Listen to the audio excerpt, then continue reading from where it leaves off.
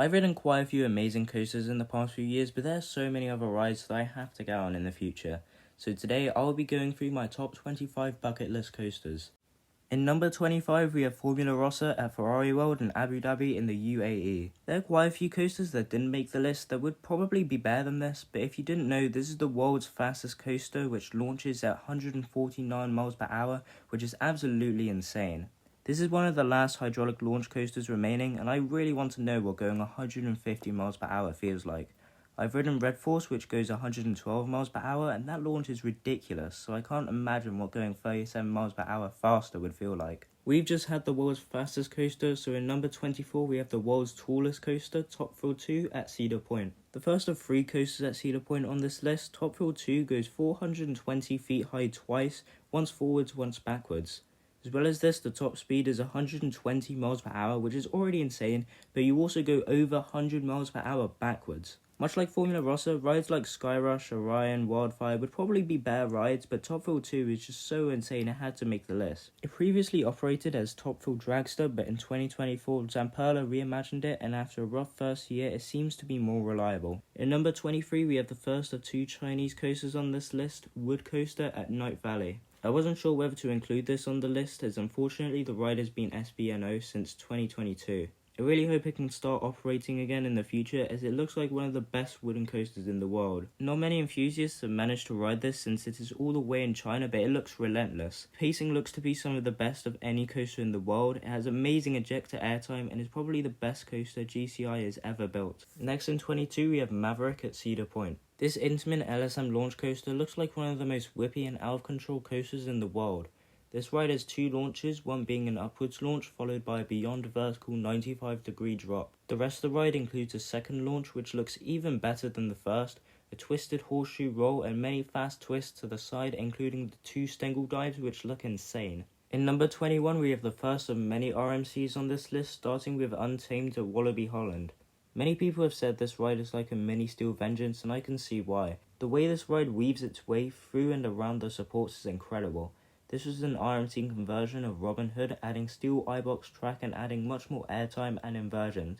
This is a massive improvement from the original Vekoma wooden coaster and looks to be the best coaster in the Netherlands. Now we are in the top 20, and in number 20 we have Hokuge at Nagashima Sparland in Japan. Another RMC hybrid, this was a conversion of White Cyclone. This ride seems to have everything RMC is known for, with 3 inversions, a massive height of 180 feet, and tons of airtime hills. Also visually, this is one of the most stunning coasters in the world. In 19 we have Helix at Liseberg in Sweden. This Mack multi-launch coaster looks to have one of the greatest layouts of all time, interacting with the terrain as this ride is placed on the side of a hill. This is such a long ride with 7 inversions, many airtime moments and the best soundtrack for any roller coaster. It's just a shame that the 2 launches are the weakest parts of the ride. Next in 18 is the Intamin Mega Coaster Conda at Wallaby, Belgium. My favourite force on a roller coaster has to be ejector airtime, and Conda seems to have a lot of it, with the massive camelbacks at the start of the ride and the many small bunny hills at the end of the ride. There is also a crazy looking outer bank and a wave turn which look like some of the best parts of the ride. In number 17 we have Voltron at Europa Park in Germany. This is one of the longest coaster experiences in the world, with a ride time of almost 3 minutes. This coaster looks nearly perfect, with almost everything you can want in a coaster. 7 inversions, lots of airtime, a backward spike, amazing theming, and 4 launches, one of these being the only beyond vertical launch in the world. There is also another surprise that I won't spoil in this video. The only con is that apparently this is a bit rough, so hopefully this doesn't harm the ride experience too much. In the 16th spot we have Batman Gotham City Escape at Parque Warner Madrid in Spain. Every single element on this ride looks incredible. The inversions look like they give amazing hang time, the launches look very forceful, and I can literally feel the airtime when watching these airtime hills. There isn't a dull moment on this ride, which is why it is placed so high. Now we are in the top 15, and in 15 we have another Intamin LSM launch coaster, Tiger, at Linnanmäki in Finland. Everything I said about Batman applies to Tiger. This just looks like a much longer ride, fitting many more world-class elements. This is a really compact ride. It's crazy how they managed to fit this good of a coaster into this small of a space. In number 14 we have the first of 2 Intamin prefabricated wooden coasters, T-Express at Everland in South Korea. Tied for the tallest wooden coaster in the world, this monster of a coaster looks to have some of the most aggressive airtime in the world. This is also an extremely long ride due to its location on a hill. In number 13, we have El Toro at Six Flags Great Adventure in America, which is the other prefabricated wooden coaster. I wasn't sure whether to place this or T-Express higher due to the lack of T-Express reviews, but I think El Toro's layout looks better due to these massive camelbacks at the start and the intense twist at the end of the ride. Both of these rides look to be some of the most insane and intense experiences on Earth, and them being wooden makes it even more impressive. In number 12, we have Air Force One at Fun Spot Atlanta. First off, the fact that this is at a Fun Spot of all places is ridiculous. I have no idea how this was built, but I'm not complaining. This ride looks phenomenal with some of the most insane looking elements I've ever seen. This stool looks amazing, this dive loop looks crazy, the arcade rolls regarded as one of the best inversions in the world, and the final quadruple down looks like it could kill someone. Next we have the first of 3 coasters in Florida. In the 11th spot we have Velocicoaster at Islands of Adventure. This looks incredibly fun. It's a long ride and has the greatest inversion, maybe even the greatest element of any roller coaster, the Mosasaurus roll. Most people place this higher due to the theming, but I don't really value theming as much as the actual coaster, so I place this here at number 11. We are finally in the top 10, and in the 10th spot we have Stardust Racers at Epic Universe in Florida in America. By far the newest coaster on this list, opened this year, this is undoubtedly the best dueling coaster in the world.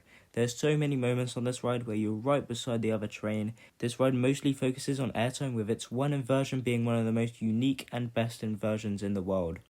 Next is the highest ranked Intamin coaster. In number 9 we have Pantherian at King's Dominion in America, also known as Intimidator 305, also known as Project 305, also known as... This is widely considered as the most intense coaster on Earth, known for giving people blackouts. A 300 plus foot drop straight into a low to the ground turn sounds unbelievable. This turn actually had to be reprofiled since it was too much for the general public. Also, these extremely quick turns to the right look absolutely ridiculous. While it doesn't have much airtime or any inversions, the intensity makes this a must-do alone. In number 8 we have another Giga coaster, Fury 325 at Carowinds, also in America. This has the tallest lift hill in the world, and unlike other tall coasters like Top Thrill 2 or King Dakar, RIP, this is an incredibly long ride and maintains its high speed really well. There's so many airtime moments, both floater and ejector, and the amount of speed that you probably feel on this ride is unreal. In 7 we have Iron Gwazi in Florida, the highest ranked coaster from the state.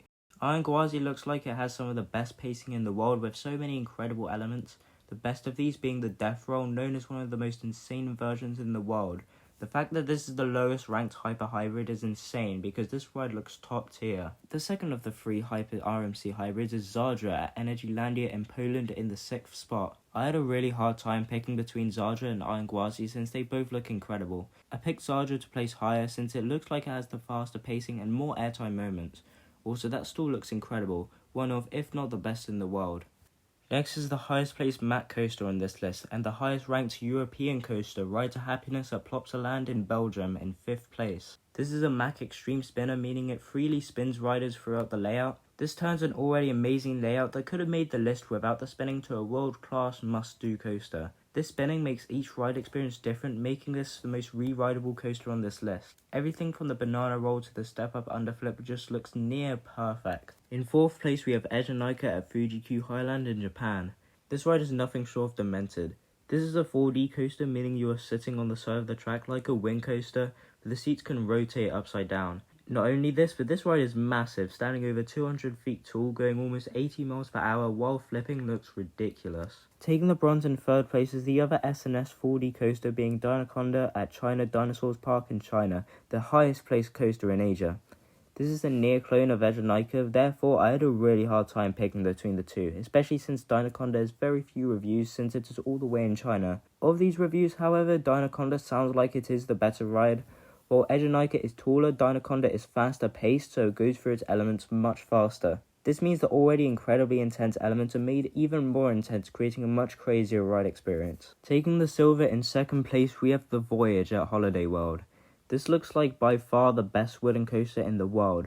This is one of the longest roller coasters in the world in terms of both track length and duration. However, unlike some other long woodies like the Beast and Jupiter, this maintains its speed really well. The first part of the ride starts with these massive camelbacks giving great flow to airtime. The ride then speeds through the woods with some really intense turns and overbanks. Then after the return trip, this ride just keeps going and going and going and somehow never loses speed. Many Gravity Group wooden coasters have become very rough over time, however lots of maintenance of the Voyage keeps it smooth each year.